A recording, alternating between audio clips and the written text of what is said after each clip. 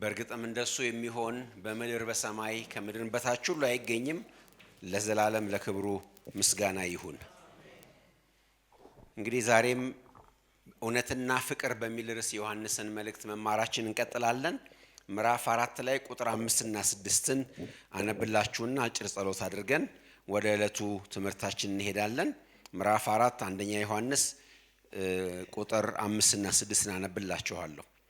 እነሱ ከዓለም ናቸው፣ ስለዚህ ከዓለም የሆነውን ይናገራሉ፣ ዓለሙም ይሰማቸዋል። እኛ ከእግዚአብሔር ነን፣ እግዚአብሔርን የሚያውቅ ይሰማናል፣ ከእግዚአብሔር ያልሆነ አይሰማንም። የእውነትን መንፈስና የሐሰትን መንፈስ በዚህ እናውቃለን። እንግዲህ ይሄንን ምዕራፍ ከጀመርን ጀምሮ ያተኮርንበት ዮሐንስ ያተኮረበት ዋናው ነጥብ ምንድነው? የመለየትን ነገር ነው። የመንፈስን ምንጮች። ምክንያቱም በምድር ላይ ያሉ መናፍስት ሁሉ በምድር ላይ ያሉ መንፈሶች ሁሉ ምንጫቸው አንድ አይደለምና መለየት እንዳለብን ነበር ሲናገር የነበረው። በእነዚህ ባለፉት ሳምንታት ስናይ ምዕራፍ 4 ከቁጥር 1 ጀምሮ የመጣ ነው። እንደዛ ነው እና ምንጮቹን ይፈትሻል ዮሐንስ። ከዶክትሪን ከአስተምሮ አንጻር ምንጮቹን የፈተሸ ምን ብሎ የሚናገርና ምን ብሎ የማይናገር ከእግዚአብሔር መንፈስ እንደሆነና እንዳልሆነ እንድንለይ ተናግሯል። አሁን ደግሞ ሌላ የመለየት መንፈስ ደግሞ ይነግረናል። ሌላ የምንለይበትን መንገድ ደግሞ ያሳየናል። አሁን ዮሐንስ ከተናጋሪዎቹ ይልቅ ትኩረት የሚሰጠው በአድማጮቹ ላይ ነው። አድማጮቹንም ጭምር ግምት ውስጥ እያስገባ እንዴት አይነት ሰዎች እንደሆኑ በሁለት ጎራ የተሰለፉት እያሳየን ይመጣል ማለት ነው።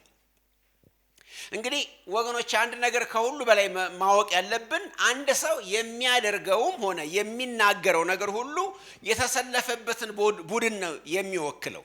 አንድ ሰው ሲናገርም ሲሰራም ሲያስብም ሲንቀሳቀስም ማን መሆኑን የማን መሆኑን ነው የሚያሳየው። ማንም ሰው ሲናገር የሚናገረው የወከለውን አካል ነው።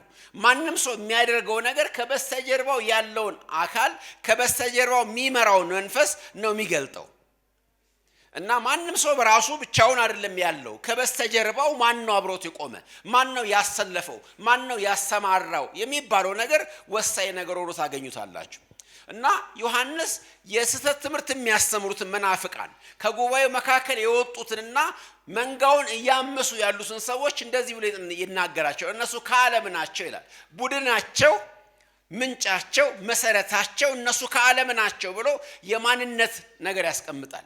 ቢሎንግነስ ይሰጣቸዋል። ከማን ወገን ናቸው፣ የማን ቡድን አባላት ናቸው የሚለውን ያስቀምጣል። እነሱ ከዓለም ናቸው ብሎ አንድ ቡድን ያደርጋቸዋል። አንድ መስፈሪያ ያስቀምጥላቸዋል። እነሱ የተሰለፉለት አካል አለ። እነሱ የቆሙለት ቡድን አለ። የሚለብሱት ማሊያ አላቸው። አንድ የሆነ ካምፕ አላቸው። አንድ ግሩፕ ናቸው ብሎ ያስቀምጣል። ከዓለም ናቸው ይለናል። ከዓለም ናቸው ከማለቱ አስቀድሞ ዓለም ደግሞ ምን እንደሆነች ነግሮናል ዮሐንስ። በምዕራፍ 2 ቁጥር 15 ላይ ዓለምን ሲናገር እንደዚህ ይላል። ዓለምንና በዓለም ያሉትን ምን አትበሉ አትውደዱ ካለ በኋላ በዓለም ያለውን ሲናገር ምንድነው የሚለው? የሥጋ ምኞት፣ የዓይን አምሮትና የኑሮ ትምክህት ነው። እነዚህ ነገሮች ከአባት አይደሉም፣ ከእግዚአብሔር አይደሉም፣ ከሰማይ አይደሉም፣ ነገር ግን የምድር ናቸው ይላል። ምድር አይደንቲፋይ ትደረጋለች። ምድር ትገለጣለች። ምድር አይደንቲቲ አላት፣ ማንነት አላት። ዓለም ስንል ዓለም ማነች ስንል እነዚህ ነገሮች ናቸው ዓለም ማለት። የሥጋ ምኞት፣ የዓይን አምሮት፣ ስለ ገንዘብ መመካት ወይ ደግሞ ስለ ኑሮ መመካት፣ እነዚህ ነገሮች የዓለም ናቸው። የዓለም መገለጫዎች ናቸው። የዓለም ፍልስፍናዎች ናቸው። የዓለም አቋሞች ናቸው። ከአባት ጋር አይደሉም እነዚህ ነገሮች ብሎ ያስቀምጣል። ስለዚህ እነዚህ ሰዎች ከዓለም ናቸው ሲል ምን ማለቱ ነው? የሥጋ ምኞት የሚነዳቸው ናቸው። የዓይን አምሮት የሚያሽከረክራቸው ናቸው። ስለ ገንዘብ መመካት የውስጥ ያሉ ሰዎች ናቸው ብሎ ነው አይደንቲፋይ የሚያደርጋቸው። እነዚህ ሰዎች ከዓለም ናቸው ብሎ ያስቀምጣል። ከዓለም ናቸው። ስለዚህ ቡድናቸው የተሰለፉለት አካል ዓለም ተብሎ ይጠራል። ዓለም ደግሞ የራሷ የሆነ መስፈርት አላት። የራሷ መገለጫ አላት። የራሷ የሆነ ሙሉ የሆነ መገለጫ መልክ አላት። እነዚህ ቅድም ያልናቸው ነገሮች የሥጋ ምኞት፣ የዓይን አምሮት፣ የገንዘብ ትምክህት የሚባሉ ነገሮች የዓለም አንጡራ ሀብቶች ናቸው።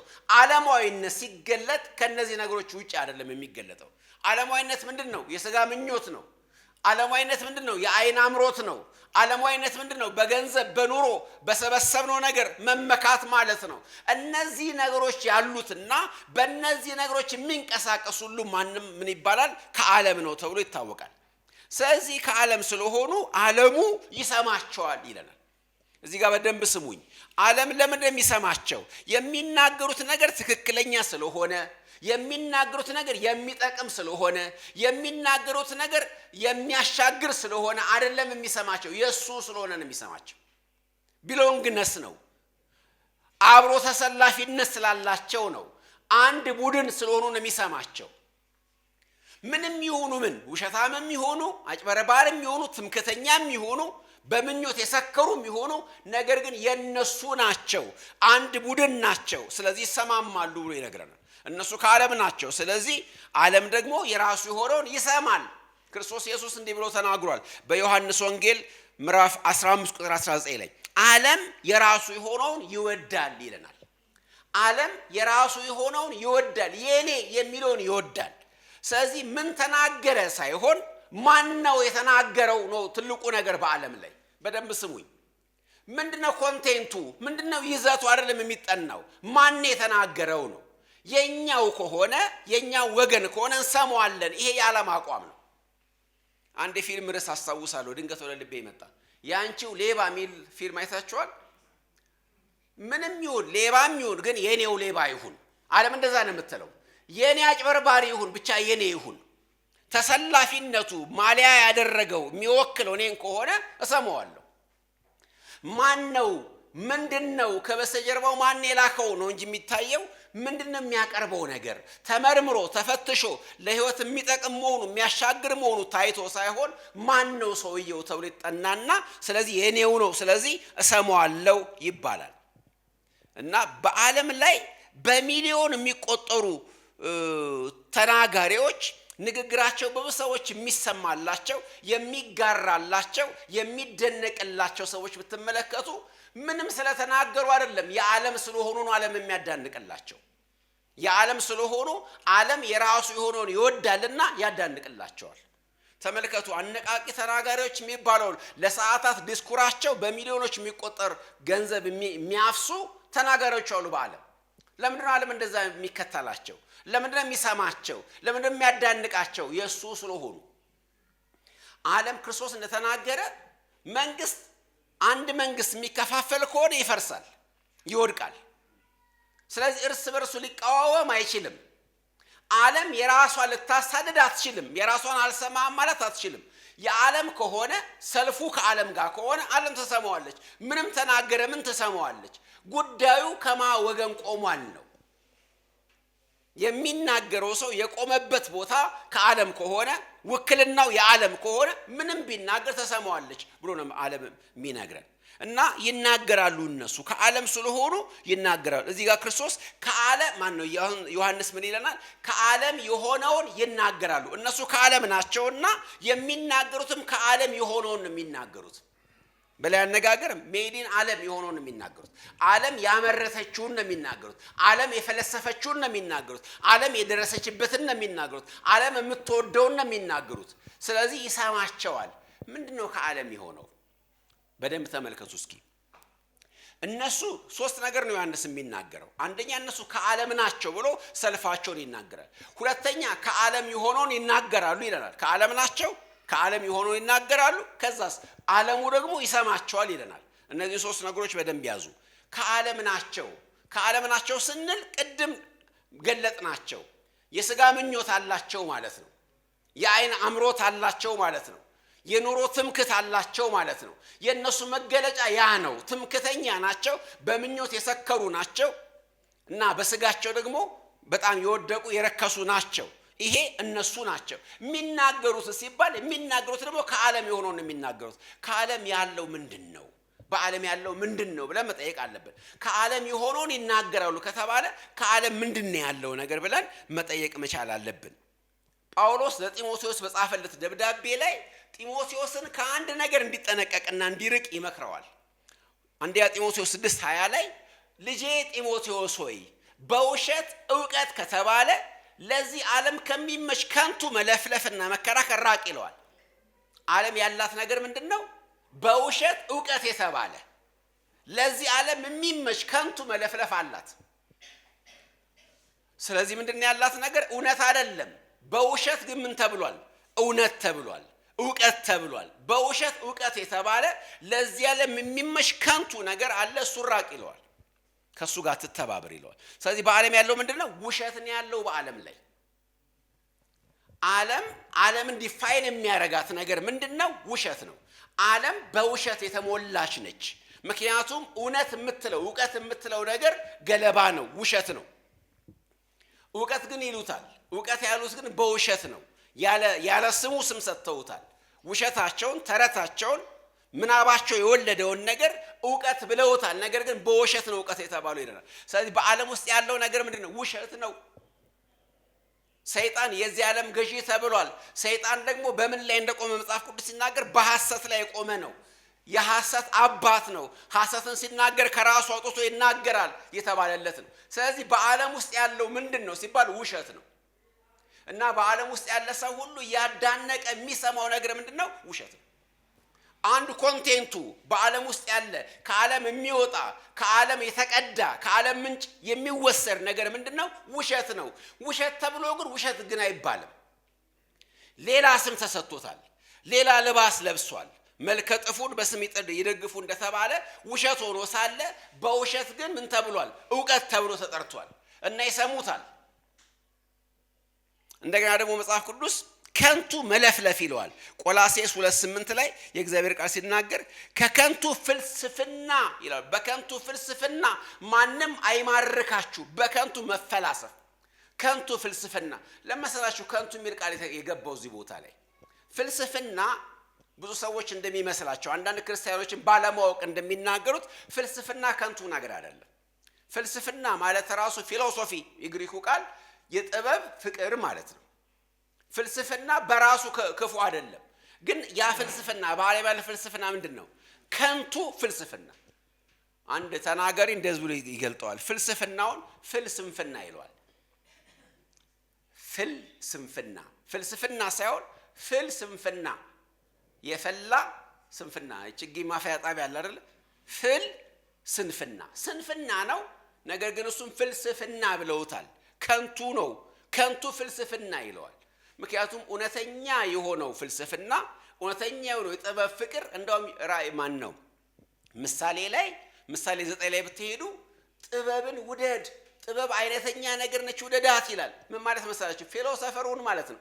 ፊሎሶፊ የጥበብ ፍቅር ነውና ጥበብን ውደዳት። ግን እውነተኛዋን ጥበብ በውሸት ጥበብ የተባለውን የዚህ ዓለም ከንቱ ነገር ሳይሆን እውነተኛውን ጥበብ ውደድ። ስለዚህ እውነተኛ ፍልስፍና መጽሐፍ ቅዱሳዊ ሆነው ትክክለኛ ነው። ነገር ግን እዚህ ቦታ ላይ ከንቱ ፍልስፍና በዓለም ሞልቷል። እንደገና ደግሞ ሞኝነት ተብሏል። በዓለም ውስጥ ያለ ነገር ሁሉ ሞኝነት ነው። ቲቶ 3:9 ላይ ከንቱ ብቻ ሳይሆን ሞኝነት ይለዋል። በዓለም ካለ ሞኝነት ይላል። ምርመራና ሞኝነት ይለዋል። ሞኝነት ነው፣ በጣም ሞኝነት ነው። በዓለም ያለ ነገር ሞኝነት ነው። ለምን መሰላችሁ? እግዚአብሔር የዚህን ዓለም ጥበብ ሞኝነት እንዲሆን አድርጎታል። ስለዚህ ሞኝነት ነው። ሞኝነት ማለት ወደ የትም የማያደርስ ማለት ነው። አንድ ሰው የሆነ ነገር ሲያደርግ ለሆነ ጥቅም ብሎ ነው የሚያደርገው። ቤት የሚሰራው ሊኖርበት ነው። መንገድ የሚቀይሰው ሊሄድበት ነው። ልብስ የሚለብሰው እንዲያሞቀው ነው። ምግብ የሚበላው ሰውነት እንዲሆነው እንዲጠግነው ነው። ነገር ግን በዓለም ውስጥ ያለው ዕውቀት ወደ የትም አያደርስም፣ አይጠቅምም። ስለዚህ ሞኝነት ነው። ሞኝ ነው የሚገዛው። ምናልባት አንዳንድ ጊዜ መንገድ ላይ አጭበርባሪ ነጋዴዎች የማይሆን ነገር ሸጠውላችሁ ያውቃሉ? ለምሳሌ ያው ከሌባ ላይ መግዛት መጥፎ ነገር ነው። ግን አንዳንድ ሰዎች ከሌባ ላይ ሞባይል ወገዝተው ውስጡ ክፍት ሲደረግ መስማር ተጠቅጥቆ አላጋጠማችሁም? ያ ሰው ሞኝን አይደል የሆነው? በሺህ ብር 5 መስማር ገዛ፣ በ3 በ4 ሺህ ብር። ስለዚህ ሞኝ ነው። ሞኝ ማለት የማይጠቅመውን ነገር የሚወስድ ማለት ነው። በዓለም ውስጥ ያለ ነገር ሁሉ ሞኝነት ነው። ምክንያቱም አይጠቅምም፣ አያሻግርም፣ ለነፍስ አይጠቅም፣ ለስጋ አይጠቅም፣ ለምንም ነገር የማይበጅ ነው። ስለዚህ ሞኝነት ይለዋል። ሞኝነትን አትከተል። በዓለም ውስጥ ያለው ነገር ሞኝነት ነው። ባለፈው ሳምንት አንድ ነገር ተመልከተና አሸንፋችኋቸዋል ብሎ ዮሐንስ ይናገርና በእናንተ ያለው በእነሱ ካለው ይበልጣል ይላል። ተመልከቱ፣ እግዚአብሔር ባለፈው ሳምንት እንዳየነው የጠራው ሞኞችን ነው፣ ጠቢባንን አይደለም የጠራው። የዚህን ዓለም ጥበበኞች አልጠራም። የዚህን ዓለም ምንም የሌላቸውን ጠራ። የዚህን ዓለም ታላላቆች አልጠራም፣ ወይ ደግሞ ጠቢብ የተባሉትን አልጠራም፣ ሞኞቹን ጠራ። ነገር ግን ሞኞቹን ጠራ እንጂ ሞኞቹ ነው እንዲቀጥሉ አልፈቀደም። እግዚአብሔር ስንጠራ ሞኝ ነበርን፣ ነገር ግን ጠቢባን አደረገን። ምን ማለት መሰላችሁ? በቆምንበት ቦታ እንድንቀጥላለን እግዚአብሔር የፈለገው። በሌላ አነጋገር የጠራን እኮ ጠላቶች ነበርን፣ ግን ጠላቶች እንድንቀጥላለን ወዳጆች እንድንሆን ነው። የጠራን እኮ ርኩሳን ነበረ፣ ርኩሶን እንድንቀጥል እኮ አይደለም፣ እንድንቀደስ ነው። የጠራን እኮ ክፉዎች ነበርን፣ ክፉን እንድንቀጥል አይደለም። ስለዚህ ሞኞችም ነበርን፣ ግን ሞኞች ሆነን አንቀጥልም። የእግዚአብሔር ዓይኖቻችንን ሲያበራ እንደዚህ ብለን እንዘምራለን። እነ ወንድሞቻችን እንደዘመሩት እድሜን በሙሉ በለፋና ብጥር የማላገኘውን ሰማያዊ ሚስጥር አይደለ? ሰማያዊ ሚስጥር በርቶልናል። እድሜ ልካችንን ብንማር ፒኤችዲ ቢኖረን የማይገለጥልን ጥበብ እግዚአብሔር በነፃ ገለጠልን። ስለዚህ ሞኞች ነበረን እንጂ ሞኞች አይደለንም። አሁን ከአዋቂዎች ከአስተዋዮች እንበልጣለን። ሞኝነህ አልተማረም አሉኝ በሚለው መዝሙሩ ላይ እንደዚህ ይላል ወንድማችን ደረጀ፣ ጌታዬን የሙጥኝ ብዬ መማጸኔ ከአዋቂዎች በላይ ያልሆንኩም ወይ እኔ ይላል። ከአዋቂዎች በላይ ያልሆነም፣ ምክንያቱም የሚያዋጣውን መርጧል እኮ፣ ፍጻሜው እኮ አሳምሯል፣ ዘላለሙን እኮ ሰርቷል። እዚህ ምድር ላይ ተቀምጦ የሰማይ ቤቱን እኮ አሳምሯል። ታዲያ ከሱ በላይ ጠቢብ ማን አለ? ስለዚህ ሞኞች ነበርን፣ ግን ሞኞቹን አልቀጠልንም። ያለበቃን ነበርን፣ ያለበቃን ሆነን ግን አልቀጠልንም። በዓለም ውስጥ ያለውስ ሞኝነት ነው ይላል መጽሐፍ ቅዱስ። ሞኝነት ነው። ለምንድን ነው ታዲያ ይሄን ሞኝነት፣ ይሄን ከንቱ ፍልስፍና፣ ይሄን ውሸት ለምን ያምናሉ? በዓለም ያሉ ሰዎች ለምን ይሰማሉ? በዓለም ያሉ ይሰሟቸዋል አይደለም? እንደሚሰሟቸው መጠየቅ አለብን። የማይጠቅም ነገር ለምን ይሰሟቸዋል? አንዳንድ ጊዜ አይታችሁ ከሆነ ታዘባችሁ ከሆነ እኔ እንደምታዘበው በጣም በሚሊዮን የሚቆጠር ተከታይ ያላቸውን ሶሻል ሚዲያ በሉት ወይም ሜንስትሪም ሚዲያ ያላቸውን ብትመለከቱ እንቶ ፈንቶ የሚያወሩ ናቸው። ከንቱ ነገር የሚያወሩ ናቸው አይደል? ኮንቴንት ዋይዝ ባዶ ነገር የሚያወሩ ሰዎችን በሚሊዮን ሰዎች ይከተሏቸዋል። በሚሊዮን የሚቆጠር ሰው ይከተላቸዋል። በሰዓታት ውስጥ ሚሊዮን ቪው ታያላችሁ፣ ሚሊዮን አድማጭ ታያላችሁ። ተኮልኩሎ የሚያዳምጣቸው በጣም በርካታ ሰው አለ። ለምን ብላችሁ መጠየቅ አለባችሁ። ለምን? በምን ምክንያት? ምን ተገኝቶ? ከንቱ ፍልስፍና ሆኖ ሳለ፣ ውሸት ሆኖ ሳለ፣ ሞኝነትም ሆኖ ሳለ ለምን ይሰሟቸዋል ካላችሁ መጽሐፍ ቅዱስ እንደዚህ ይለናል። እውነትን ስላልወደዱ ሐሰትን ያምኑ ዘንድ እግዚአብሔር አሳልፎ ስለሰጣቸው። ተሰሎንቄ ላይ ጳውሎስ እንደዚህ ነው። ተሰሎንቄ 2:11 ላይ እንደዚህ ብሎ ነው የሚናገረው። እውነትን ያምኑ ዘንድ የእውነትን ፍቅር ስላልተቀበሉ ሐሰትን ያምኑ ዘንድ እግዚአብሔር ስህተት አሰራላከባቸው። ስለዚህ ስህተቱን ሲያምኑት አሁን እሰይ ብሎ ይሰሙታል። የማይበጀውን የሚበጅ ይመስላቸዋል። ውሸቱ እውነት ይመስላቸዋል። አስቀያሚው ቆንጆ ይመስላቸዋል። ስለዚህ ተሸውደዋል። ተላልፈው ስለተሰጡ ነው ወገኖች። ይሄ ሁሉ ሰው ያዳነቀ የሚሰማው ተላልፎ ስለተሰጠ ነው። አንድ ንግግር ልጥቀስላችሁ። ሐዋርያት ሥራ ምዕራፍ 12 ላይ ከቁጥር 21 እስከ 22 ላይ ልብሰ መንግስቱን ለብሶ ሄሮድስ ንግግር ሲያደርግ ምን አሉት? ይሄማ የእግዚአብሔር ድምፅ ነው የሰው አይደለም ማለት ለሰው ሊሰጥ የማይችል ክብር ሰጡ። ስለዛ ሰው ሊደነቅ የማይገባውን አደነቁ። ቦታ ሊሰጠው የማይገባውን የእግዚአብሔርን ቦታ ሰጡት። እግዚአብሔር ራሱ እስኪቀና ድረስ በትል ተበልቶ እስኪሞት ድረስ። ለምን ካላችሁ ተላልፈው ስለተሰጡ ነው ወገኖች። ተላልፈው ሰጥተዋል። ሐሰትን ያምኑ ዘንድ የሚጠቅማቸውን ሳይሆን የሚጎዳቸውን ያምኑ ዘንድ እግዚአብሔር አድርጓቸዋል። ይሄ ከእግዚአብሔር ነው ወገኖች፣ ከእግዚአብሔር ነው ይሄ የሆነው። አቤሴሎምን የተከተሉት ብዙ ነበር አይደለ? ታውቃላችሁ። አቤሴሎምን ህዝቡ ሁሉ ተከትሎታል። እና ምክር ሲመካከሩ እግዚአብሔር እንደዚህ ያደረገ መልካሙን የአኪጦፌልን ምክር በተነና መስማት የሚገባቸው ምክር እንዳይሰሙ አደረጋቸውና የኩሲን ምክር ነገ እንዲሸነፉ የሚያደርጋቸውን ነገ እንዲያፍሩ እንዲዋረዱ የሚያደርጋቸው ምክር እንዲሰሙ አደረጋቸው። ከማን ነው የሆነው? ከእግዚአብሔር። ስለዚህ ሐሰትን ለምን ያምናሉ ካላችሁ ተላልፈው ስለተሰጡ ነገሮች። ሶሻል ሚዲያ ላይ ትሄዱ፣ ዩቲዩብ ተመልከቱ። እውነቱን ለመናገር ኮንቴንታቸው የማይረባ ለመስማት በፍጹም ማትታገሱት። እኔ አንዳንድ ነገሮችን ከመስማት 30 ተራራ ወጥቼ ቦርድ ይቀለኛል። ለአንድ ሰዓት አንድ ከንቱ ነገር ከመስማት ይልቅ ብዙ ቅጣት ብቀጣ ደስ በባዶ እግሬ አሸዋ ላይ ቢገርፉኝና ምናምን ቢያደርጉኝ ይሻለኛል። አንዳንድ ነገር ከመስማት ከባድ ስለሆነ ማይረባ ነገር መስማት ከባድ ነው። ቶርች ያደርጋል አይምሮ። አንዳንድ ሰዎች ሼር ሲያደርጉኝ መስማት አልችልም። እጀምሮና አቆመዋለሁ።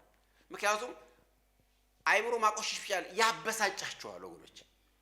ከንቱ ነገር መስማት አይቻልም እኮ ከባድ።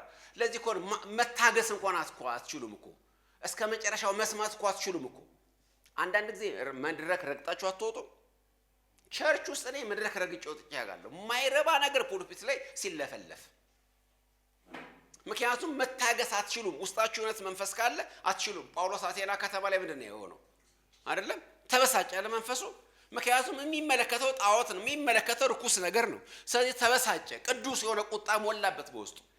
ስለዚህ አንዳንድ ጊዜ ለመስማት እንኳን ትዕግስት የላችሁም። ነገር ግን እነሱ ይሰሙታል። ተራ ምሳሌ ልጠቀም። እናንተ ለመብላት አይደለም ለማየት የሚቀፋችሁ ነገር የተሻሙ የሚበሉ ሰዎች አጋጥሟችሁ ያውቃል ወይ? በባህል ምክንያት ወይ በእጦት ምክንያት ወይ ቸግሯቸው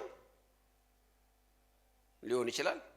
ከቆሻሻ ላይ አንስተው እናንተ መብላት የምትጸየፉትን የሚበሉ ሰዎች የተሻሙ አሉ አይደል? እነሱ ቸግሯቸው ወይ ደግሞ ባህላቸው ሆኖ ያይጣ ሮስቶ ምናምን ሲበሉ የባብ ጎረድ ምናምን ሲበሉ አትጸየፉም እናንተ? ለነሱ ግን እንደዛ አይደለም አይደለ? ለነሱ ዴሊሸስ የሆነ ምግባቸው ነው። የከበረ ሰው ሲመጣባቸው የሚጋብዙት ምግባቸው ነው። እኛ ግን ያስጸይፈናል። ልክ እንደዚህ ነው ይሄም ትምህርት። በዓለም ውስጥ ያለው ነገር ለነሱ የሚጣፍጣቸው ነው፣ ደስ የሚላቸው ነው፣ እያጣጣሙ የሚሰሙት ነው። ወገኖች በዓለም ሲባል ግን ዝም ብላችሁ ሃይማኖት የለሹን ዓለም ብቻ አትመልከቱ። በሃይማኖት ቤቶች ውስጥ ብዙ ዓለማዊ ብዙ ከንቱ ከዚህ ምድር የሆነ እንቶ ፈንቶ ይነገራል። ሚሊዮኖች ይሰሙታል። ኢቭን በክርስትና ስም በክርስትና ውስጥ በአት ተከታይ ያላቸው ተናጋሪዎች እውነተኛ ናቸው እንዴ? አይደለም እንዴ? የግልጽ እኮ ነው። ዓለማዊ ካልሆንክ እንዴት ዓለም ሊሰማ ይችላል ነው መጽሐፍ ቅዱስ ብሎ የሚናገረው። ነገር ግን አንዳንድ ጊዜ የሆነ ቁጭት ይሰማናል፣ የሆነ ሐዘን ይሰማናል። ምን አለ ለኛ የሚያመድረክ በተከፈተ እንላለን። ከሰሞኑ አንድ ነገር ልንገራችሁ፣ ያው ግልጽና የአደባባይ ነገር ስለሆነ የኒው ኤጅ አራማጆች፣ ያነቃቂ ተናጋሪ ቡድኖች የኒው ኤጅ አራማጆች ናቸው። የኒው ኤጅ ትምህርት አራማጆች ናቸው። ሰይጣናዊ ትምህርት ያላቸው ናቸው። ነገር ግን እልፍ አላፋት ሰው እንዲሰማቸው ስፖንሰር ተደርገው ስልጠና ሲሰጡ እንሰማለን። ምን ማለት ነው ይሄ? ያስተላለፍ ጉዳይ ነው፣ የማንነት ጉዳይ ነው። ፈቅ የሚያደርግ ነገር ስለሚናገሩ አይደለም። አንተ ድንቅ ነህ፣ በውስጥ አምላክ አለ፣ አምላክ መሆን ትችላለህ የሚለው ንግግር እየተሸጠ ነው አሁን በዓለም ላይ። ገንዘብ ተከፍሎ በአንድ ባች 20 ሺህ 30 ሺህ ሰው የሚካፈለው ትምህርት ነው አይደለም እንዴ? በከተማችሁ ውስጥ የአደባባይ ሚስጥር እኮ ነው የምናገረው። አንዳንዶቻችሁ ድንግጥ ብላችኋል። በየቦታው ብትሄዱ እንደዚህ አይነት ነገር ነው ያለው። አነቃቂ ተናጋሪ ገሌ የሚባል በሰዓታት ማአት ሚሊዮን የሚሰራ እልም ያለ የሳተ ሰው አለ። ለምን ደግሞ ሰው የሚሰማው? ከዓለም ነው። ሰዎቹም በዓለም ናቸው። እያንዳንዱ ቢጤውን ነው አይደለም የሚሰማው። ሁሉም የራሱን ቢጤ ነው የሚሰማው። መጽሐፍ ቅዱስ ሲናገር ሁሉም የራሱን አይነት ነገር ነው የሚሰማው ብሎ መጽሐፍ ቅዱስ ያስቀምጣል። መስማት ጆሮ የሚሰጠው የራሱ የሆነውን ነው እንደዛ የሚያደርገው። ስለዚህ አያስገርመንም እንደዚህ አይነት ነገር። እነሱ ከዓለም ናቸው። ከዓለም ስለሆኑ ዓለሙ ይሰማቸዋል። ሊደንቀን አይገባም። ክርስትና እውነተኛው ክርስትና ማለት ነው። ክርስትና ከማለት ይልቅ ደቀ መዝሙር መሆን፣ የክርስቶስ ተከታይ መሆን፣ ቀጭኗ መንገድ መምረጥ ነው። ክርስቶስ ሲናገር እንደዚህ ነው ያለው። ጠባቧ መንገድ የሚሄዱባት ጥቂቶች ናቸው፣ ፍጻሜዋ ግን ሕይወት ነው። ሰፊው መንገድ ግን የሚሄዱበት ብዙ ናቸው፣ ፍጻሜው ግን ሞት ነው። ስለዚህ ወገኖቼ ጌታ እንደተናገረው ማይኖሪቲ ነው እውነተኛውን ነገር የሚከተል፣ ማጆሪቲ አይደለም። ስለዚህ ማጆሪቲ ለምን አይሰማንም አይባልም። ማጆሪቲ እንዲሰማ ከፈለክ የአቅጣጫ ለውጥ አድርግ፣ የቦታ የፖዚሽን ለውጥ ማድረግ አለብህ። ጌታን ትተህ መንፈሳዊ ነገር ትተህ የሚያዛልቀውን ሰማያዊ ነገር ትተህ ለጊዜው ደስ የሚያሰኘው መጨረሻው ሞት የሆነውን መንገድ መምረጥ አለብህ ማለት ነው። ስለዚህ ይሄ የጌታ ትምህርት ነው እና ዓለሙ ይሰማቸዋል። ሁሉ በየቢጤው ነው የሚሄደው። እንደምታውቁት ሚክያስ 4:5 ላይ ሁሉ በአምላኩ ስም ይሄዳል፣ እኛም በአምላካችን በእግዚአብሔር ስም ለዘላለም እንሄዳለን። ሁሉ የሚከተለው ከበስተጀርባ የሚሄደው አምላኩን ነው። ዓለምን የሚያመልከው ዓለማዊው ሰው፣ ሰይጣንን የሚከተለው ሰው አውሬውን ማን ሊመስለው ይችላል ብለው ህዝብ ሁሉ ተከትሏል የሚለው መጽሐፍ ቅዱስ። መልቲቲዩድ የሆነ ህዝብ፣ ለቁጥር የሚያታክት ህዝብ ተከተለው አውሬውን እያዳነቀ ማን ይመስለዋል እያለ። ለምን? የዓለም ናቸው። ስሞቻቸው በሕይወት መጽሐፍ ያልተጻፉ ሁሉ ይሰግዱለታል፣ አሜን ይሉታል፣ ይገዙለታል። አያስደንቅም ማለት ነው? አያስገርምም? ዲሜጥሮስ የጳውሎስ ተቃዋሚ ኤፌሶን 19 ላይ ያለው ሰውዬ ትንሽ ንግግር አደረገና መላው ከተማውን አሳመፀ። ሐዋርያት ሥራ 19 ከ23-28 ላይ ዲሜጥሮስ የተናገረው ንግግር አንደኛ እልም ያለ ተንኮል ነው። ስለ ቢዝነሱ ነው እንጂ ዲሜጥሮስ የተቆረቆረው ለማንም አይደለም። ትዝ ይላችኋል የተናገረው ንግግር ስራችን ይናቃል፣ ምክንያቱም ቀራጭኖች ናቸው፣ የእንጨትና ምናምን ቅርጻ ቅርጽ እንትን ያሉ የአማልክትን ምስል እየቀረጹ እና ጳውሎስ ከአንዱ ከእግዚአብሔር በስተቀር አምላክ የለም ካለ ስራችን ከንቱ ይሆናል በሚል ተንኮል ተነስቶ ንግግር አደረገ። ውጤቱ ምን ሆነ? መላው ኤፌሶን ተነቃነቀ። መላው ኤፌሶን ከጥግ እስከ ጥግ የኤፌሶን አርጤምስስ ታላቅ ናት እያለ ሰላማዊ ሰልፍ ወጣ። ለምን? ከዓለም ናቸው፣ ይሰማቸዋል አለ። ጳውሎስ ላይ ወጡበት፣ ሊዘነጣጥሉት ነበር። ወታደሮቹ ገብተው ባያድኑት ኖሮ። ስለዚህ ወገኖቼ አያስገርምም ይሄ። ቁጥር 6 ላይ እንደዚህ ይላል፣ እኛ ከእግዚአብሔር ነን ይላል። መጀመሪያ እኛ ሲል ዮሐንስ ምን ማለቱ ነው የሚለው አነጋገር በተለያዩ መጽሐፍ ቅዱስ ተማሪዎች ዘንድ የተለያየ ፍቺ ይሰጠዋል። እኛ ሲል ዮሐንስ ይሄ እኛ ማንን ያካትታል ሲባል አንዳንዶች ሐዋርያቱን፣ ምክንያቱም ምዕራፍ 1 ላይ በዓይኖቻችን ያየነው በእጆቻችን የዳሰስነው ስላለ እና ኮንትራስት የሚደረገውም ሐሰተኛ አስተማሪዎቹ ከሐዋርያት ጋር ስለሆኑ እኛ የሚለው እዚህ ቦታ ላይ ሐዋርያቱን ነው የሚሉ ወገኖች አሉ። ሌሎች ደግሞ ክርስቲያን አስተማሪዎችን፣ ምክንያቱም ሐዋርያት ብቻ ሳይሆኑ የቃሉ አስተማሪዎችና አገልጋዮች የቃሉ አገልጋዮች የሆኑትን ሁሉ ያመለክታል የሚሉ አሉ። በሶስተኛ ደረጃ ደግሞ ሁሉንም ክርስቲያኖች ያመለክታል የሚሉ ቪዎች አሉ። ምናልባት ቁጥር 4 ላይ እናንተ ከእግዚአብሔር ናችሁ የሚል ቃል አለ። እንደገና ቁጥር 6 ላይ እኛ ከእግዚአብሔር ነን ስለሚል ሁለቱ ማች ስለሚያደርጉ ልክ ነው። ስለ ምእመናን ሁሉን የሚናገሩ ብሎ መውሰድ ይቻላል። ነገር ግን እዚህ ቦታ ላይ ማወቅ ያለብን አንድ ነገር፣ ሁሉም ሰው የተሾመ አገልጋይ አይደለም፣ የተሾመ ተናጋሪ አይደለም። ምክንያቱም እንደውም ያዕቆብ ሲናገር ከኛ ብዙዎች አስተማሪዎች አይሆኑ ብሏል። ስለዚህ እዚህ ቦታ ላይ ዮሐንስ እየተናገረ ያለው ስለ ኦርዴንድ ስለሆኑ ተናጋሪዎች፣ ስለ ተሾሙ አገልጋዮች ነው የሚለው ነገር ብዙዎች ይቀበሉታል። ኤኒዌይ ማንኛውም ምእመን ቢሆን ኦርዴንድ የመሆን ፖቴንሻል ስላለው ሁሉም ምእመን ነው ብለን ብንወስደው ችግር የለውም። ገብቷችኋል አባባሌ? ምክንያቱም ምእመናን ሆኖ አይቀጥሉም። ምእመናን አገልጋዮች እንዲሆኑ አገልጋዮች የተሰጡት አይደለም እንዴ?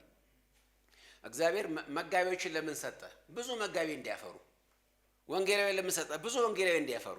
ስለዚህ ፖቴንሻል የእግዚአብሔር ሕዝብ ሁሉ አገልጋይ ነው ማለት ነው። ስለዚህ ይሄ ለእግዚአብሔር ሕዝብ ሁሉ የሚገለጥ ሐሳብ አድርገን ብንወስደው በጣም መልካም ነው ማለት ነው። እና ምንድነው የሚለው መጽሐፍ ቅዱስ ግን እዚህ ጋር ዞሮ እኛ ከእግዚአብሔር ነን ካለ በኋላ እግዚአብሔርን የሚሰማ ማን የሚያውቅ ይሰማናል ይላል። ወገኖች አሁንም እነሱን የሚሰማቸው ከዓለም ያለው ነው። ምክንያቱም ወገንተኝነት፣ እዚህም ወገንተኝነት የሚመጣው ልብ በሉ። እኛንም ሰዎች የሚሰሙን ጥሩ ስለምንናገር አይደለም።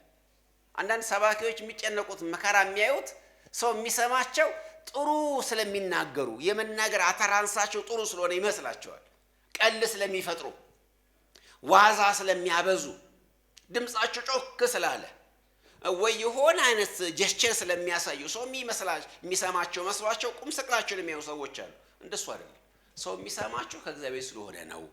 እናንተ ከእግዚአብሔር ከሆናችሁ ከእግዚአብሔር የሆነ ይሰማችኋል። እናንተ ኬሚስትሪ አትጨምሩበትም እዛ ውስጥ። የሰው እንትን ነገር የለውም። ብሔራዊ ቲያትር ልክ ነው፣ ገብቷቸው ሲኒማ ልክ ነው። ሁሉንም ተዋናይ እኩል አያይም ሰው። እገሌ ሲመጣ ነው የሚያጨበጭበው። እዚህ ግን እንደዚህ አይደለም። ከእግዚአብሔር ነህ እንግዲያውስ የእግዚአብሔር ነገር ተናገር። ከእግዚአብሔር የሆነ ይሰማል። እነሱንም የሚሰማቸው በነገራችን ላይ ጥሩ ተናጋሪ ስለሆኑ እኮ አይደለም። ቅድም ብያቸዋለሁ እኮ አንዳንዱ ንግግርም የማያውቅ ቢያንስ እኮ በንግግሩ እንኳን ራሱ እንኳን ቢማረካቸው የምትሉት ነገር የለም። አንዳንድ ሰው ሲናገር ራሱ ማያምር ኮንቴንቱም ቅርጹም እዚህ ግባ የማይባልን ሲከተሉ ታሰሙ ብዙዎች። ለምን ብላችሁ ጠይቁ። የእነሱ ወገን ነው።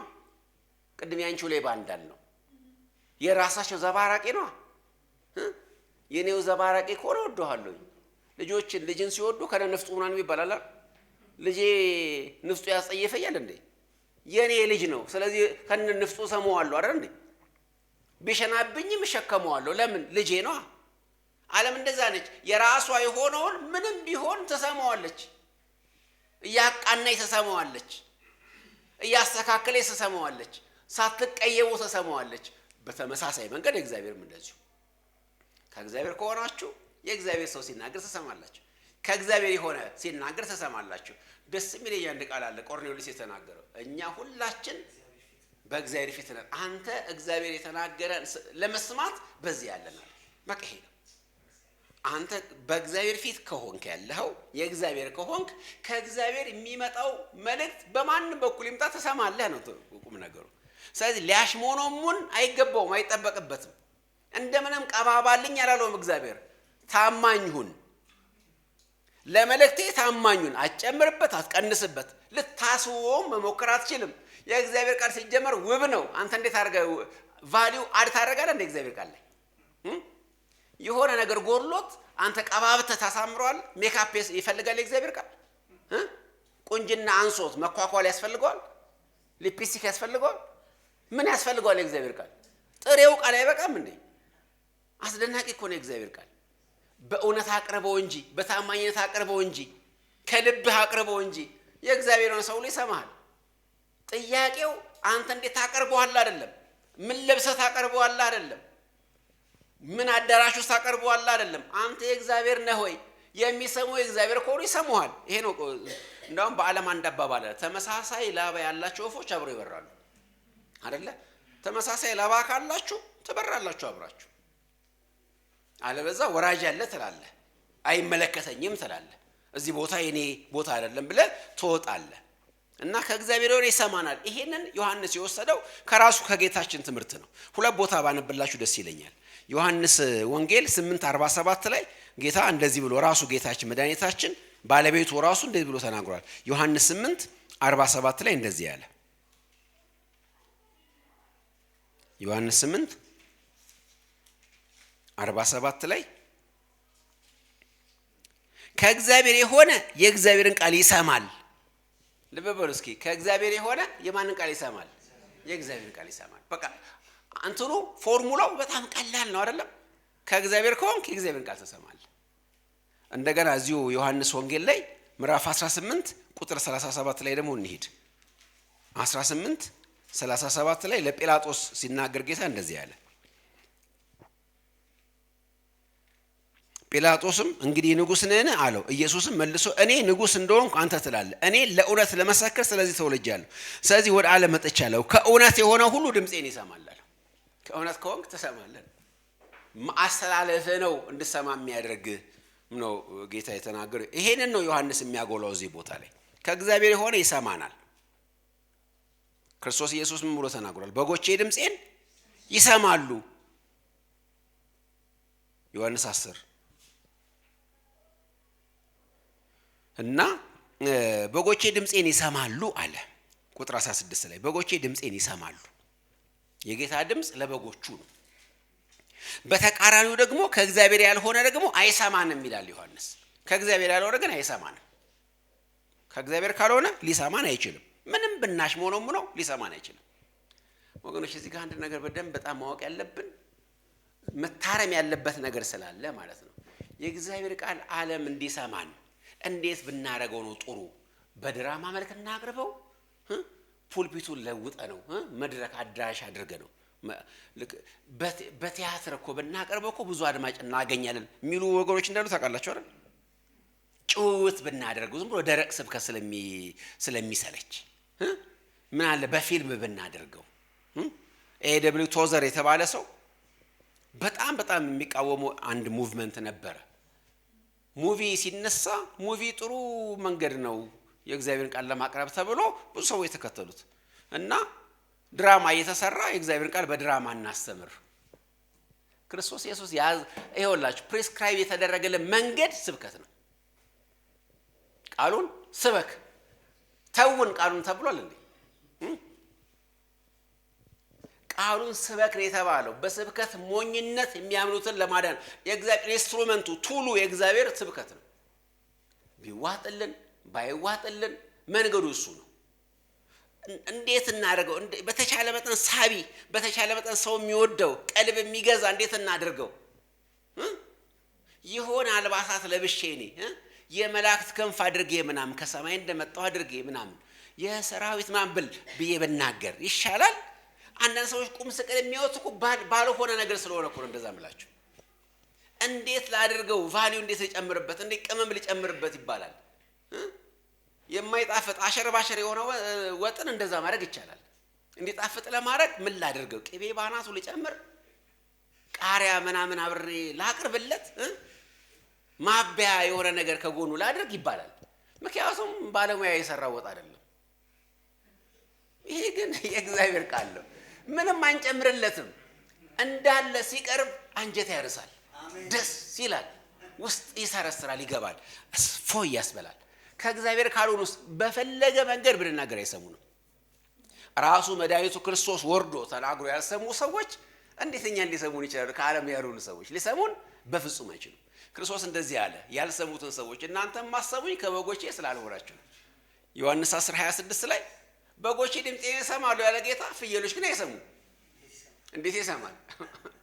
ፍየላ አሰማም። ለምን እንደማሰሙኝ ልንገራችሁ አላቸው። ድምፄ ስለማይሰማ አይደለም፣ ስለማያምር አይደለም፣ በግ ስላልሆንክ ነው አሰማኝ። አንተም ማሰማኝ በግ ስላልሆንክ ከበጎቼ አይደላችሁም፣ ስለዚህ አሰሙኝም። በጎቼ ናቸው ድምፄን የሚሰሙት። የሚጥመው ቃሌ ለበግ ነው፣ ሌላው አይጥምም። ገብታችኋል? ሌላው ሊሆንለት አይችልም ብሎ ነው የሚናገር።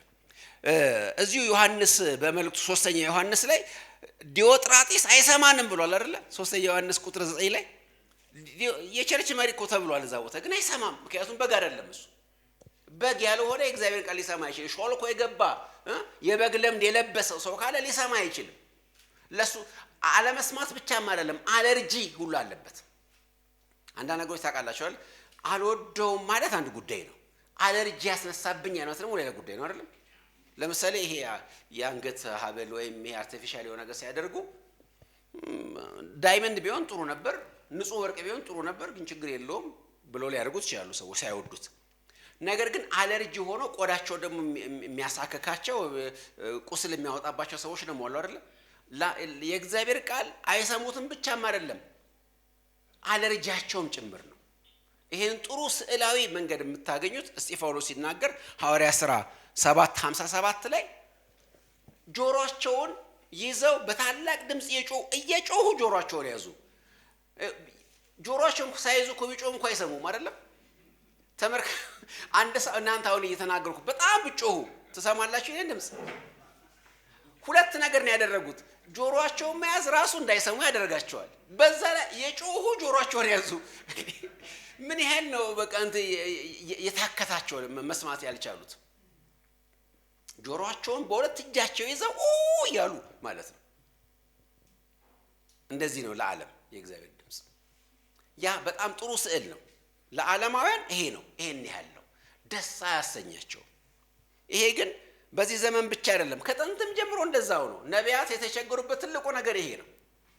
ነቢያት የእግዚአብሔር ያልሆነ ሕዝብ ሁሉ ስለማይሰማቸው ህይወታቸው በጣም አስቸጋሪ ነበር። እስኪ ለምሳሌ ኤርምያስ 6:10 ላይ የእግዚአብሔር ቃል ለማንም እናገሩ ጆሮአቸው አልተገረዘችም፣ የእግዚአብሔር ቃል ለስድብ ሆኖባቸዋል ደስም አያሰኛቸውም ይላል። የእግዚአብሔር ቃል ሲናገር የሚሰድባቸው ይመስላቸዋል። የእግዚአብሔር ቃል ለነሱ የስድብ ያህል ነው። እንደዚህ ሰዎች አላያችሁም? በምድራችንም የሉ። በእግዚአብሔር ቃል የእግዚአብሔር ቃል ስትናገሩ ስድብ የሰደባችኋቸው የሚመስላቸው ሰዎች የሉ። ለምንድን ነው? ምክንያቱ ከእግዚአብሔር ስላልሆኑ። ብዙ ጥቅሶች ለሰጣችሁ ይችላል። ኤርምያስ 28:2 28:12 ኤርምያስ 30 ኢሳይያስ 28:12 ኢሳይያስ 30:15 ኤርምያስ 6:16 ኤርምያስ 44:16 እንደውም ኤርምያስ 44:16 ላይ አንተ በእግዚአብሔር ስም የምትናገረውን ቃል አንሰማህም የሚል ነው የሚናገሩት። በጣም አስገራሚ ቃል። በእግዚአብሔር ስም የምትናገረውን አንሰማህም። እንደገና ዘካርያስ 7:11 መዝሙር 81 ከ11 እስከ 13 አይሰሙም። ከእግዚአብሔር ያልሆነ የእግዚአብሔርን ቃል መስማት አይችልም። ይሄ በቃ መገለጫው ነው። በስማት አይችሉም። ለዚህ እኮ ነው እኛ የህይወት ብቻ ሽታ ያልሆን ነው የሞትም ሽታ ነን። ሁለተኛ ቆሮንቶስ 2:16 ላይ ሁለተኛ ቆሮንቶስ 2:16 ላይ እኛ ለሚጠፉት ማነው ለሚድኑት የህይወት ሽታ የሆነው ያህል ለሚጠፉት ደግሞ የሞት ሽታ ነን። ደስ አያሰኛቸውም የእግዚአብሔር ቃል ማለት ነው።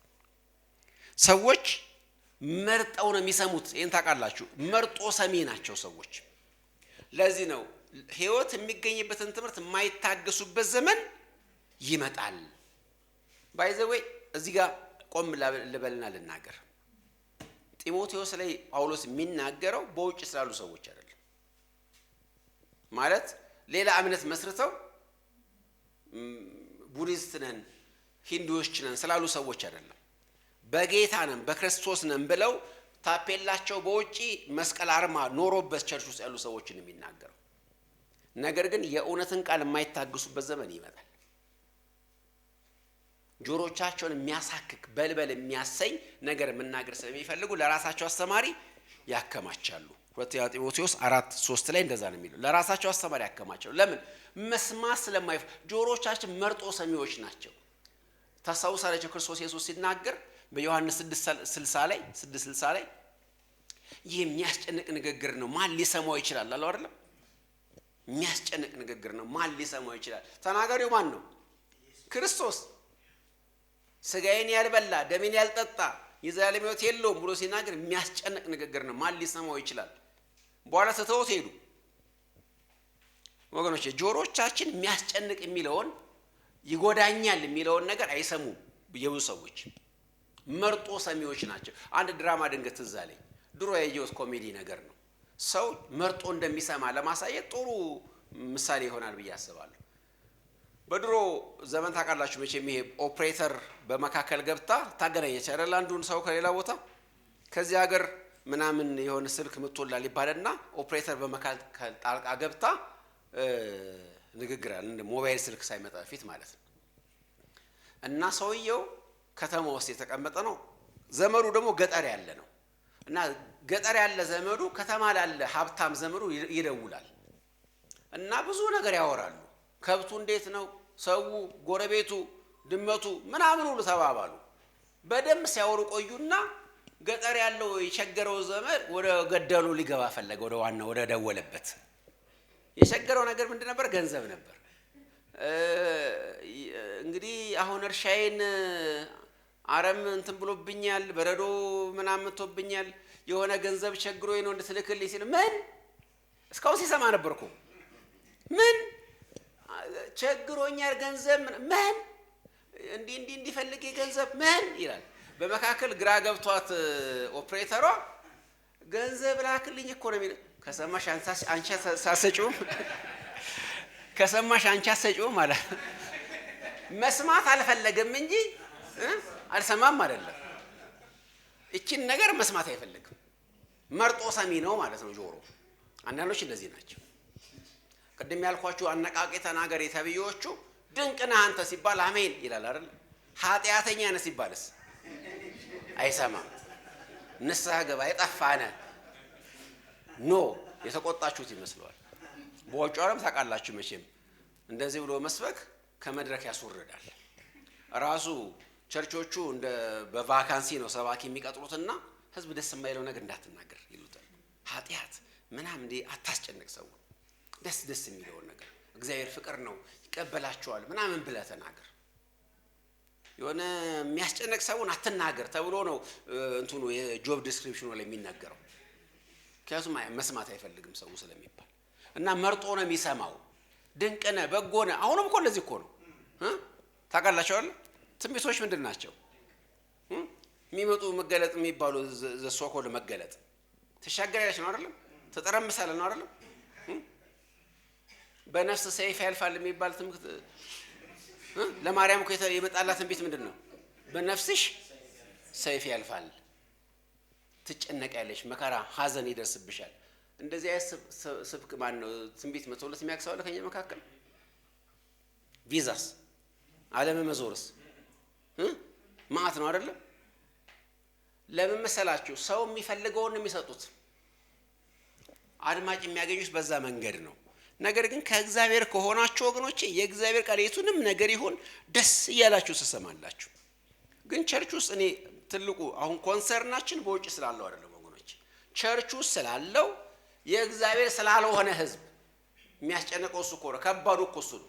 ክርስቶስ ራሱ እኮ እንደዚህ አለ፣ ከነገርኳችሁ ቃል የተነሳ ንጹሃን ናችሁ አለ። ግን ሁላችሁ ንጹሃን አይደላችሁ። ከመካከላቸው ነው ዲያብሎስ። ይሁዳ አለ ክርስቶስ መድረክ ላይ። ስለዚህ አሉ ከ12ቱ አንዱ ከጌታ አልነበረም። ስለዚህ በሰማው ቃል የሚነጻ አልነበረም። የሰማው ቃል የሚጠቅመው አልነበረም። የሰማው ቃል ለስድብ የሚሆንበት አንድ ነበረው ጌታ ራሱ። ስለዚህ ቸርች ውስጥ አሉ ሁሉ ጊዜ የተማሩ እውነትን ወደ ማወቅ ከቶ የማይደርሱ ሞኞች አሉ አይደለም? ነገር ግን ሁሉ ጊዜ አይሰሙም ማለት ነው። ሴቶች ማንንም አይሰሙም አይደለም፣ ሾልኮ የሚመጡትን ግን ይሰማሉ አይደለም? ሾልኮ ገብተው ኃጢአት የተከመረባቸውን በልዩ ልዩ ምኞት የሚወሰዱትን ሁሉ ጊዜ የተማሩ እውነትን ወደ ማወቅ ከቶ የማይደርሱትን ሴቶችን ያታለላሉ ይላል። ይሆንልሻል ይሳካልሻል ብለው መቀነታቸውን ያስፈቷቸዋል፣ ገንዘባቸውን ይበዘብዛሉ። ስለዚህ እነዛን ይሰማሉ፣ እነዛን አይሰሙም። ለምን? ቸርች ውስጥ ተቀምጦም የዓለም ናቸው። ብዙ ሰዎች አሉ እንደዚህ ማለት ነው። ግን ደስ የሚለው ምንድነው? የጌታ የሆነ ግን አለ ቸርች ውስጥ የሚሰማ የተዘጋጀ።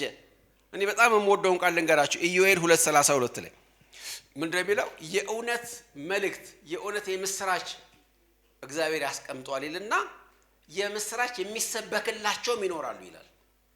እግዚአብሔር መልካም የምስራች ብቻ አይደለም ያስቀምጠው፣ የምስራቹን የሚሰማ ህዝብም አዘጋጅቷል። የሚሰማን ህዝብ እግዚአብሔር ሰጥቷል። ሐዋርያት ሥራ 13:48 ላይ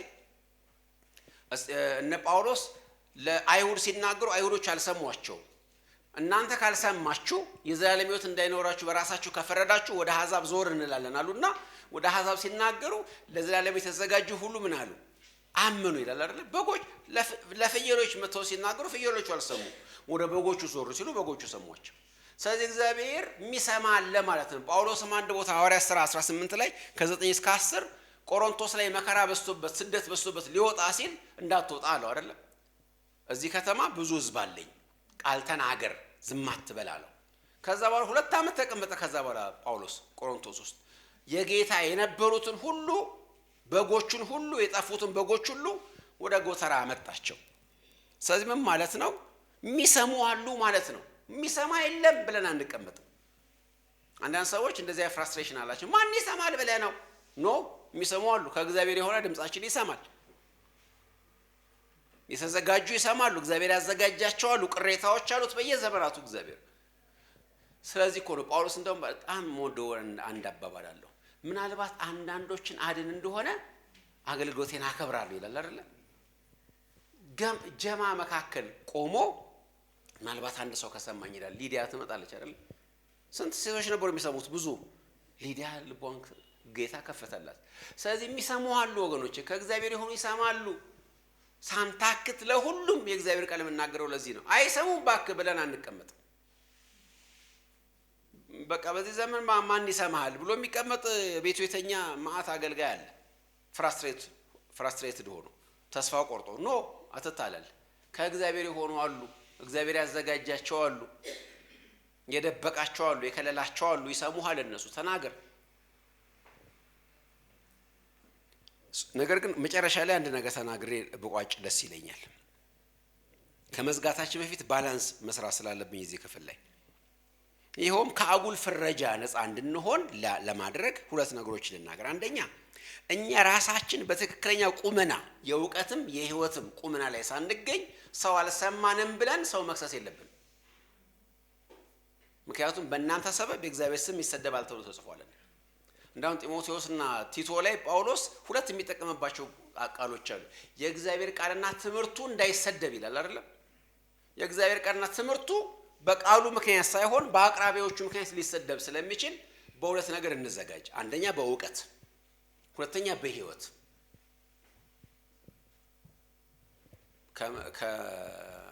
ከመጠምጠም መማር ይቅደም ይባላልና ሰባኪ ሆኖ ከመውጣት በፊት መጀመሪያ ይማር ሰው። ደቀ መዝሙር ሳይሆን ራሱን ሚሾም ሰው ይላል ወንድማችን ተስፋዬ ጋቢሶ ሲዘምር። በደንብ ተማር፣ በደንብ ወቅ፣ የምትናገረውን ነገር ወቅ። የምትዘባርቅ ካልሆንክ አንደኛው ምክንያት እሱ ነው። ሁለተኛው ደግሞ ያ የተናገርከውን በህይወቱ ትኖረዋለህ ወይስ ሮሜ 2:24 ላይ እንደጻፈ አትስረቁ ትላለህ አንተ ትዘርፋለህ እየተባለ አንተ ማትኖርበትን መስበክ ከሆነ ሰዎች አይሰሙም። ስላልሰሙ ደግሞ አታሳብ፣ ከእግዚአብሔር አይደሉም አትበል። አንዱ ነገር እሱ ነው። ቁመና ላይ ደርሰሃል ወይ? በእውቀትም በህይወትም ለምትናገረው ነገር ትመጥናለህ ወይ? አንድ እሱ ነው። ሁለተኛ ነገር ደግሞ ቶሎ ብላ አትፍረድ። ዛሬ ባይሰማ ነገ ይሰማሃል። ትዕግስት ይኑር፣ ርህራሄ ይኑር።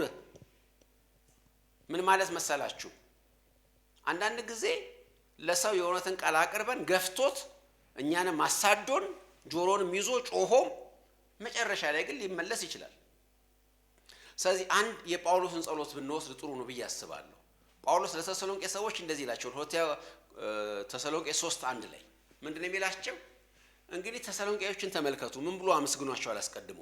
የመልእክትን ቃል ያውም የእግዚአብሔርን ቃል ከኛ በሰማችሁ ጊዜ እንደ ሰው ቃል ሳይሆን እንደምን ቃል እንደሚሰራ እንደ እግዚአብሔር ቃል ስለተቀበላችሁ ለእግዚአብሔር ክብር ይሁን ብሏል። እና ጳውሎስ ተሰሎንቄዎች ጋር ሲሄድ የእግዚአብሔርን ቃል አክብረው ተቀብለዋልና እንደዚህ ብሎ የጸሎት ርዕስ ይሰጣቸዋል። በእናንተ ዘንድ እንደተከበረው የጌታ ቃል በስፍራው ሁሉ እንዲከበር ጸልዩ ይላቸዋል። ይሄ ጸሎታችን ሊሆን ይገባል። የእግዚአብሔርን ቃል ሰዎች እንዲሰሙ፣ እንዲያዳምጡ፣ ቶሎሬት እንዲያደርጉ፣ ልባቸው እንዲከፍቱ መጸለይ አለብን። ሁለተኛ ደግሞ መታገስም አለብን። ሱሪ ባንገት መሆን የለብንም። ዛሬ ዘራ ነው ዛሬውኑ በቅሎ ዛሬውኑ ታጭዶ ዛሬውኑ ቂጣ አድርገልን በለው አንችልም። ትዕግስት ያስፈልጋል። ስለዚህ አንዳንድ ጊዜ ደግሞ በትዕግስት ያስፈልጋል። አንዳንድ ጊዜ ረጅም ጊዜ ተናግረን መጨረሻ ላይ ሊማረኩ ሰዎች ይችላሉ። ክርስቶስ እኮ የገዛ ወንድሞች አላመኑበትም አይደል? መጀመሪያ ላይ ዮሐንስ 7:7 ላይ ምንድነው የሚለው? የገዛ ወንድሞች አላመኑበትም። መጨረሻ ላይ ግን ሐዋርያት ሥራ 1:14 ላይ ስትመለከቱ የጌታ ወንድሞች ከነ ጴጥሮስ ጋር አብረው ተንበርከከው ሲጸልዩ ነበር ጌታን ተቀበለው። ከነሱ አንዱ ያዕቆብ ነው፣ መልእክት ጽፎልናል። ሌላው ይሁዳ ነው፣ መልእክት ጽፎልናል። ተመልከቱ፣ እንደዚህ ሰዎች ጌታን መጀመሪያ አልተቀበሉም። ሲናገር አይሰሙትም ነበር። በኋላ ግን ወደ ጌታ መጡ። ስለዚህ ትዕግስት ሊኖረን ይገባል። እና ስለዚህ እንደዚህ እንዴት እንደሆነ ከተባለ ሁለት ቃሎችን ብቻ ተናግሬ ልጨርስ። እኔ የኤርሚያስ አንድ ልቤን የሚነካ ቃል አለ። የእግዚአብሔርን ቃል በርህራሄ ማቅረብ፣ በልመና መልክ ማቅረብ ጥሩ ነው ብዬ ስለማምን ኤርሚያስ 38:20 ላይ ለሴዴቅያስ ለመጨረሻው የይሁዳ ንጉሥ ሲናገር እኔ የምነግርህን የእግዚአብሔርን ቃል እባክህ ስማ ይቀናሃል። እየለመነ በልመና ነበር የሚሰጠው። እባክህ ስማ ይቀናሃል። ስለዚህ አንዳንድ ጊዜ ሰዎችን በልመናም ቢሆን መለመን አለብን። እንደገና ሐዋርያት ሥራ 20:19 ላይ ጳውሎስ ወደ እስያ ከገባውበት ከመጀመሪያ ቀን ጀምሮ እንዴት ባለ ትህትና እንዴት ባለ እንባ እንደተናገርኩ እንደሰበኩ እናንተ ምስክሮች ናችሁ ይላቸዋል። በትህትና በእንባ ነበር ጳውሎስ ሲሰብክ የነበረው። ስለዚህ ትህትና ያስፈልጋል፣ እንባ ያስፈልጋል፣ ምጥ ያስፈልጋል። ጳውሎስ የገላትያ ሰዎች ወንጌል ወደ ጎን እየገፉ ስለናንተ ምጥ ይዞኛል ይል ነበር። ስለዚህ በእንባ በምጥ በትህትና የእግዚአብሔርን ቃል መስበክ አለብን። ምክንያቱም ነገን አናውቀውም። ዛሬ የገፋ ሰው ነገ ይሰማን ይሆናል። ስለዚህ ቶሎ ከመፍረጃ የእግዚአብሔር አይደለም ይሄ በግ አይደለም ምናምን ብለን ቶሎ ከመፍረዳችን በፊት በትህትና በፍቅር በእንባ በጸሎት እንደገና ደግሞ በትዕግስት ለመስበክ ያስፈልገናል። ሳጠቃልል ዮሐንስ የእግዚአብሔር መንፈስና የስህተት መንፈስ በዚህ እናውቃለን ይለናል። በቃ ይሄ ነው የሚታወቀው። የእግዚአብሔር መንፈስ ከእግዚአብሔር መንፈስ ጋር ስለሚስማማ የእግዚአብሔር የሆኑት ይቀበሉታል፣ ያልሆኑት አይቀበሉትም። ስለዚህ እዚህ ጋር የእውነትና የስህተት መንፈስ የምንለይበት መንገድ ዮሐንስ ነግሮናል። የጌታ ስም ብሩክ ይሁን።